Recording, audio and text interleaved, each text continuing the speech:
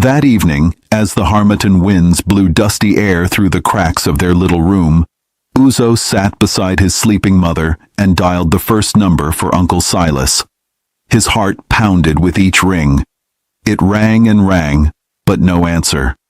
Eventually, an automated voice told him the number was no longer in service. Disappointed but not defeated, Uzo tried the second number listed. He pressed the phone to his ear and listened anxiously. This time, the line connected and began to ring. Once, twice, but then it clicked to a voicemail. Uzo's hands were clammy, but he knew he might not get another chance. Taking a shaky breath, he left a message. "Uncle Silas, it's me, Uzo. Please, we need your help," he began, trying and failing to keep the tremble out of his voice. He glanced at his mother, who stirred weakly in bed, and that gave him courage to continue. "Mama Evelyn is very sick. The doctors say she needs treatment and I don't have any money left.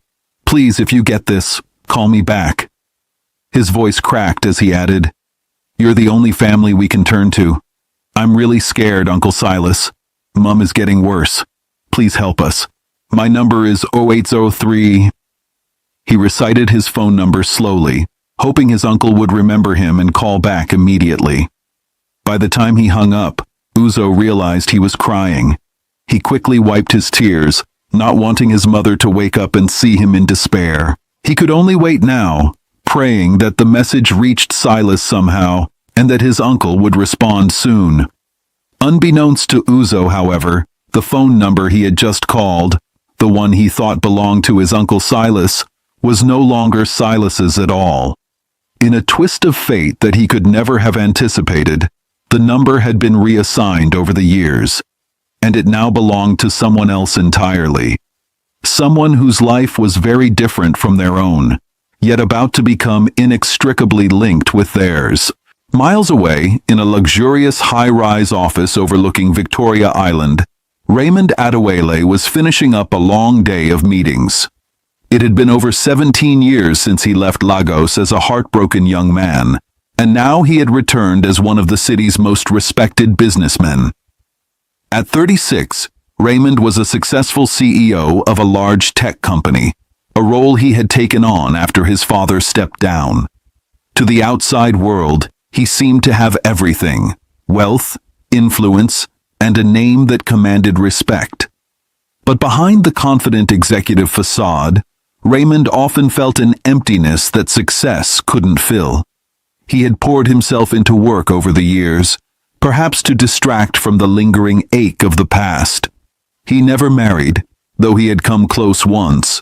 His relationships always seemed to falter because he couldn't fully let anyone into his heart.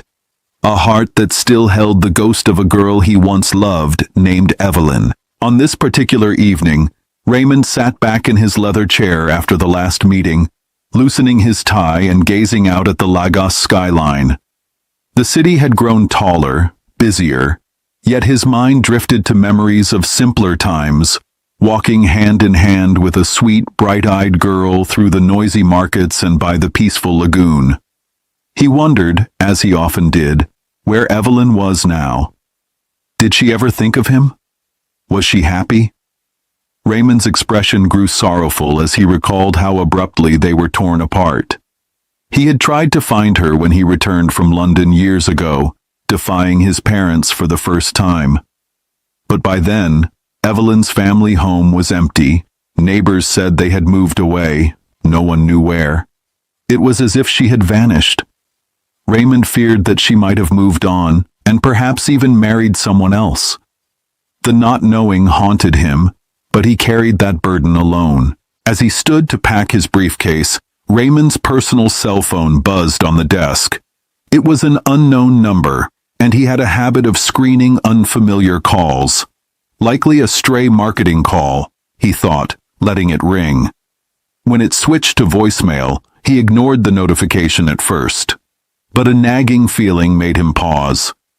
Over the years, Raymond had developed a sharp instinct in business, and something about this, perhaps the persistence of the call or a tug of intuition, made him pick up the phone and open the voicemail inbox. The moment he heard the shaky voice on the message, Raymond froze. It was a young man, sounding desperate and frightened, asking for help. "Mama Evelyn is very sick," the voice said. Raymond's heart skipped a beat. Evelyn. That single name on the message made his blood turn cold and hot at once. He listened intently, scarcely breathing. The boy, who had called himself Uzo, spoke of doctors and no money, and pleaded for someone named Uncle Silas to help, because his mother Evelyn was dying. Raymond replayed the message twice, hardly believing what he heard. Could it be his Evelyn? Evelyn, who would now be a woman in her mid-30s? Raymond sank into his chair as memories and questions swirled in his mind. Evelyn might be sick and in need. And this boy, Uzo, who was he? The way he spoke, it sounded like Evelyn was his mother. Could Evelyn have a son? The thought made Raymond's chest tighten. If Evelyn had a 17-year-old child, the timing. It coincided almost exactly with when they were together. No, that's impossible. Or is it? He wondered, his heart thumping wildly. Raymond pressed the phone to his ear again, listening for details. The boy had thought he was calling an uncle, which meant Raymond's number must have been mistaken for someone else's. The voice was youthful, earnest, and clearly terrified of losing his mother. If that mother was indeed Evelyn, his Evelyn, he had to know. Even if it wasn't the same Evelyn, he couldn't ignore such a plea. He had the means to help, and perhaps fate had sent this to him for a reason. With a trembling hand, Raymond hit the callback option on the voicemail. As the phone rang, he realized his pulse was racing. After a few rings, a cautious, weary young voice answered, "Hello, Uncle Silas?" Raymond took a deep breath. "Hello, this is Raymond Attawale," he said gently. "I'm sorry, I'm not Silas. I think you may have left a message on my phone by accident." He heard a sharp intake of breath on the other end, and then silence. Uzo's heart dropped when he heard the voice identify as a stranger. All his hopes that his uncle had gotten the message crumbled in that instant. "Oh, I'm sorry," Uzo stammered, sounding defeated. "I must have dialed the wrong number. I'm really sorry to bother you, sir." He sounded on the verge of tears. Before Uzo could hang up, Raymond spoke quickly, compassion flooding his voice. "Wait, please. I heard your message, and it sounded urgent. You said your mother Evelyn is very sick." He paused, his voice catching slightly as he said the name Evelyn. I knew someone named Evelyn a long time ago. May I ask, what is your mother's full name?" On the other end, Uzo hesitated. His mother had always been private about their family, and he had been warned to be careful with strangers.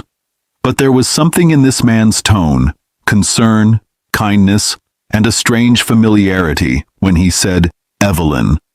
After a moment, Uzo answered softly, "Her name is Evelyn Okafor." He decided to also be honest about their situation. Perhaps this stranger might help in some way.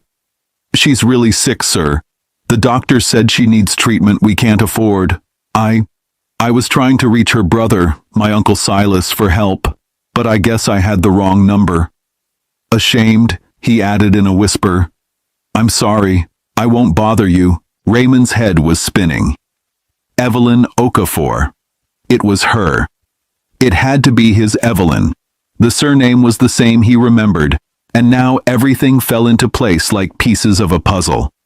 That meant Uzo was her son. His eyes welled up as he dared to ask the next question, voice unsteady. "Uzo, you said your name is Uzo. How old are you, son?" Raymond's heart pounded, bracing for the answer he both yearned for and feared. "I'm 17, sir," came the reply, sounding a bit puzzled by the question. Why do you ask?" A quiet gasp escaped Raymond. 17. The age fit exactly. Emotions surged inside him. Shock, joy, confusion, anger at not knowing sooner, guilt. He ran a hand over his face, trying to steady himself. It was almost too much to believe. If Uzo was 17, he could very well be his child. Had Evelyn been pregnant when they were forced apart? If so, why hadn't she told him? Why hadn't anyone told him? He felt a lump in his throat as he realized the obvious. He never got the chance to know, and she likely had no way to reach him. Raymond realized he had fallen silent on the call, and quickly cleared his throat. "I'm sorry, Uzo. I asked because I might know your mother." His voice became gentle and reassuring.